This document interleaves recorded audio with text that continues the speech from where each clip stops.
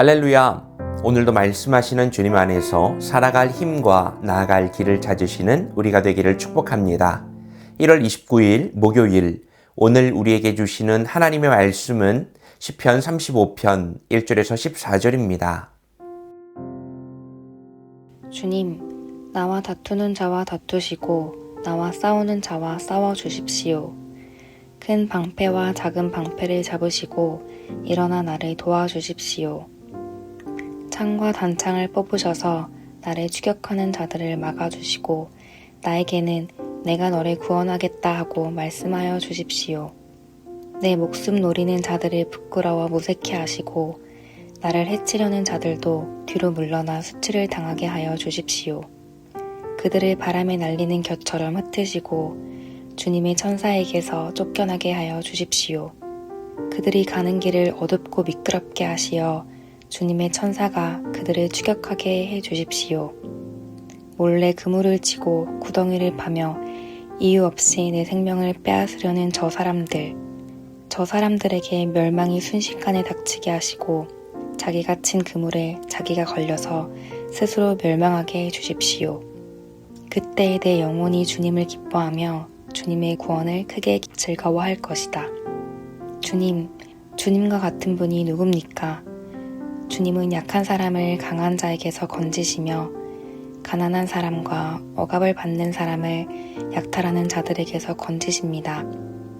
이것은 나의 뼛속에서 나오는 고백입니다. 거짓 증인들이 일어나서 내가 알지도 못하는 일을 캐묻는구나. 그들이 나에게 선을 악으로 갚다니, 내 영혼을 이토록 외롭게 하다니.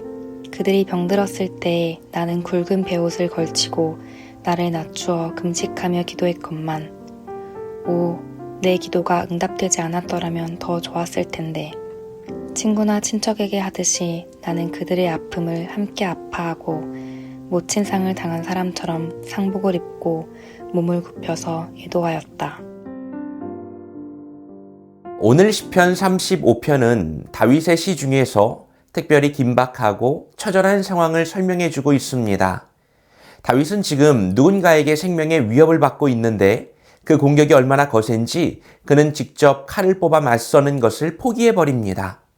우리도 그럴 때가 있잖아요. 자신에게 다가온 공격이 너무 거대해서 감히 대항하기를 그만두는 거예요. 대신 그는 하나님께 다급하게 요청합니다.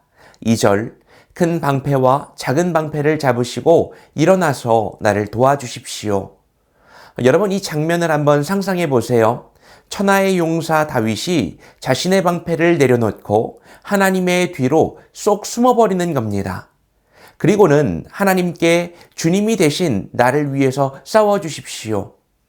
주님이 내 방패가 되어주십시오 라고 조르고 있습니다. 세상의 눈으로 보면 이것은 비겁한 회피처럼 보일 수가 있어요. 하지만 이것은 다윗이 겁쟁이라서가 아닙니다. 그는 깨달았습니다. 지금 이 싸움은 내 힘으로 이길 수 있는 싸움이 아니라는 것을요. 그래서 그는 자신이 전면에 나서는 것을 멈추고 전쟁을 하나님께 완전히 맡겨드리는 방법을 선택합니다.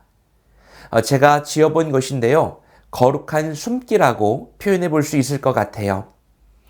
다윗을 이토록 힘들게 만든 것은 오직 칼과 창뿐만은 아니었습니다. 바로 배신이었어요. 12절을 보면 그들이 나에게 선을 악으로 갚다니. 다윗을 죽이려고 하는 자들은 한때는 다윗이 진심으로 사랑했던 친구들이었어요. 그들이 아플 때 다윗은 굵은 베옷을 입고 금식하며 마치 어머니의 장례를 치르는 심정으로 간절히 기도해 주었습니다. 13절과 14절이죠.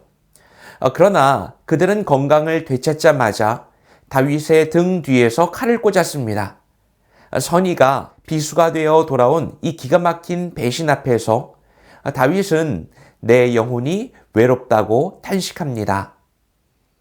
그러나 그는 복수의 칼을 가는 대신에 심판을 하나님께 이양하면서 주님의 날개 뒤에 꽁꽁 숨어버립니다. 자, 오늘 말씀을 통해서 우리는 무엇을 깨달을 수 있을까요?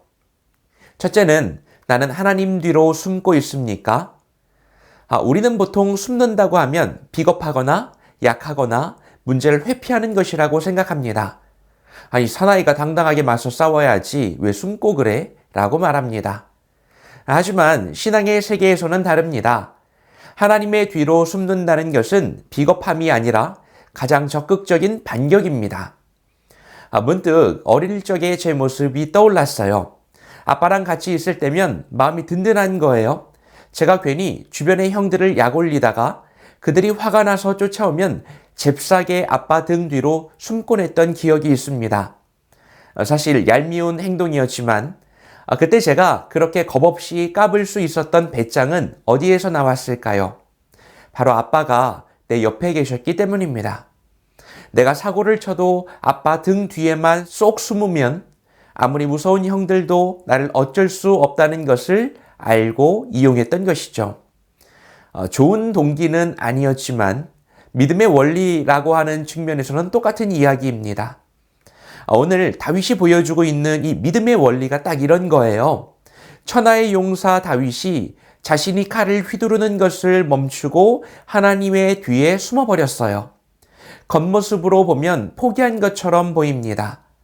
하지만 이것은 패배를 인정하고 물러선 것은 아니에요.